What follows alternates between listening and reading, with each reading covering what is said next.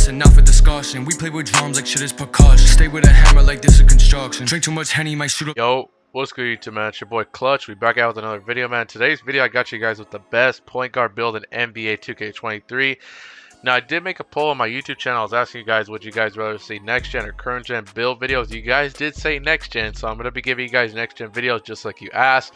Now, this, in my opinion, I just handcrafted this myself. I think this is definitely the best point guard build, the best isolation build. Let's get straight into it without further ado. So do make this build a point guard, and that's obviously this other stuff doesn't matter. Now, moving on to the height and stuff, man, you do want to make this build 6'9". As you guys know, you just get way better badges at 6'9" than you do at like 6'7" or 6'8". Now, if this was current gen, I would tell you guys to make this build 6'8", but just because of next gen, the way the badges are set up, you're better off making the build 6'9".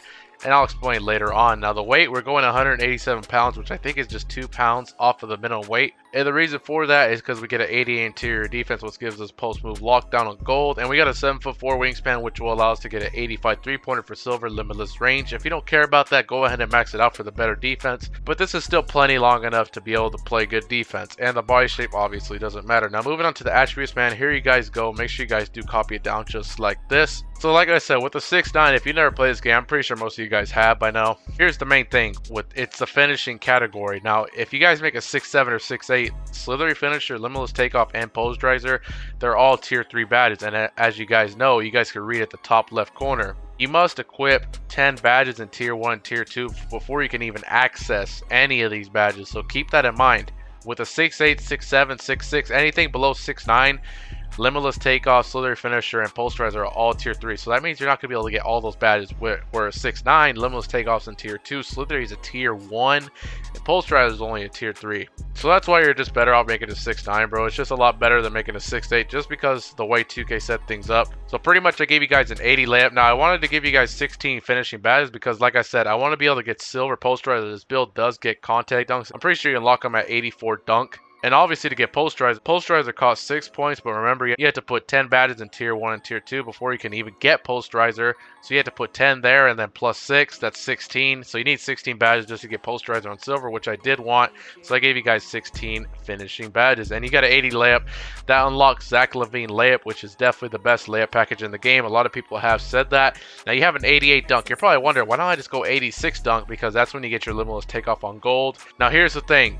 You get an extra badge point at 87, so you're probably thinking, oh, just go 87. But here's another thing you guys probably aren't realizing. You unlock the Michael Jordan dunk package at 88 driving dunk. So I figure it's only +1 dunk higher, so you might as well just go 88 because Michael Jordan dunk package is a really great dunk package. So I figured might as well, if you're 1 point off of it, you might as well just go 88. And then we got a 70 standing dunk. I just wanted to get more finishing badges, plus you get all your goods under the basket dunk. So I think 70 standing dunk is more than enough. With silver posterizer, you'll be able to dunk on people standing dunk or driving dunk, either way. Now moving on to the shooting, man, we do have an 85 3-pointer. Like I said, this does give you silver limitless range, which is definitely essential. 85 3-pointer is where you unlock all your good jump shots. I know people like to use like LaMelo, Oscar.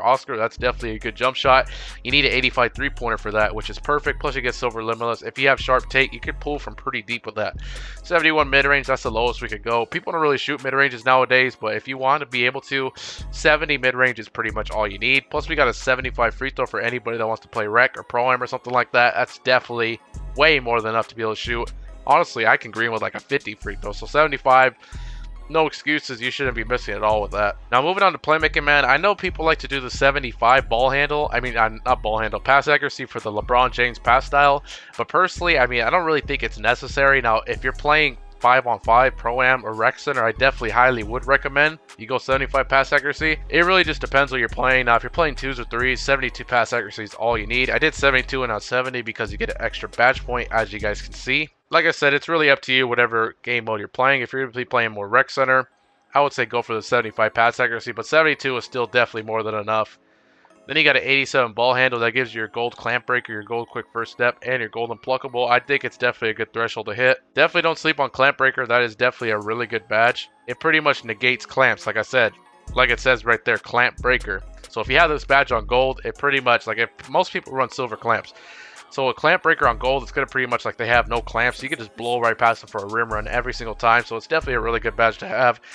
Then you guys do got your 75 speed ball. This doesn't really matter, but like I said, you need at least a 75 for the Michael Jordan dribble style to be able to speed boost. So you definitely make sure to hit that 75 speed with ball. Now moving on to defense, man, this build does have a lot of good defense. Pretty much all my builds, man, if you guys are probably noticing by now, pretty much all of my builds, they have the most badges in terms of defense, because I don't want to just have a one-sided build where I can only score and not play defense. I want to have the luxury, if I mess up, I know I can get a stop because I have really good defense. You have an 88 interior defense that gives you gold post move lockdown. You don't really need that, to be honest with you. But if you ever want to play one score, or if you're playing rec and you get matched up on a center or something like that, having gold post move lockdown, you will definitely be able to stop them. But especially for 1v1 court, that is definitely a highly good badge you can put on. 86 perimeter defense, that gives you silver clamps and gold challenger, which on a 6'9", those are tier 2 badges. Now if you make this build 6'7" or 6'8", those badges are tier 3, so they cost a lot more and you won't be able to get both of them. Where on a 6'9", they're tier 2, so you can easily get those. And then steel, we can only, I think the max steel is at 87. There's no point of going 87, so you might as well go 85, which unlocks silver glove. Definitely need that badge. It'll help you get a lot more steals. 85 is definitely a good number to hit. Now we do have a 93 block. Now the reason we have a 93 block is because I feel like blocks are so OP on current gen. Interior defense doesn't really mean a whole lot. If I'm being honest with you, I think it's more of the block and your anchor.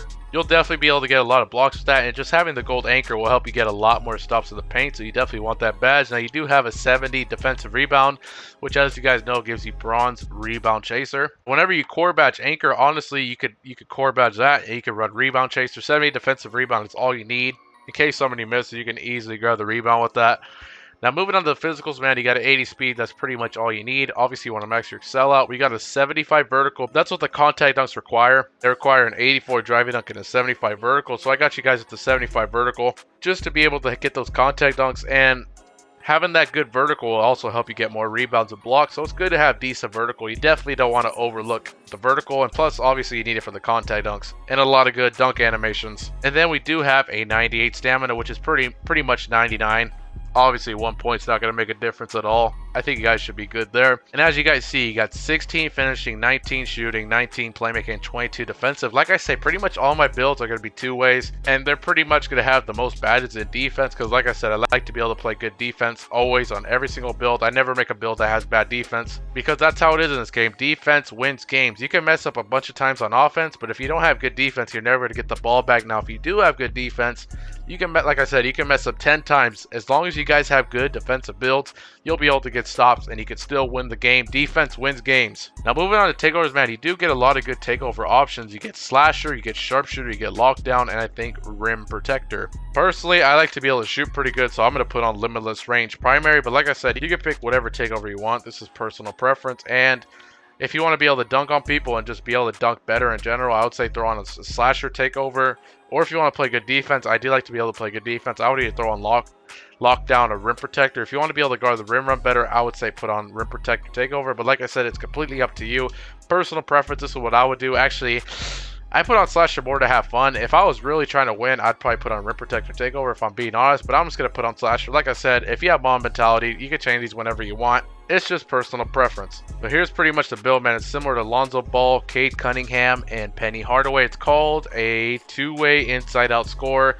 That's pretty much what every point guard ISO build is called. If you guys see that name, just pretty much know it's a 6'9" meta ISO guard. It doesn't really matter how you make it. It's always going to be called that, especially if you're 6'9". But I definitely think this is definitely one of the best guard builds, honestly, on the game. Pretty much can do everything. You can still rim run. You can still shoot really good. You have excellent defense. Highly recommend you guys make this build. But that's pretty much the end of the video, man. Let me know what other builds you guys do want to see in the comment section below. I really do appreciate you guys watching this video, man. And I'm out.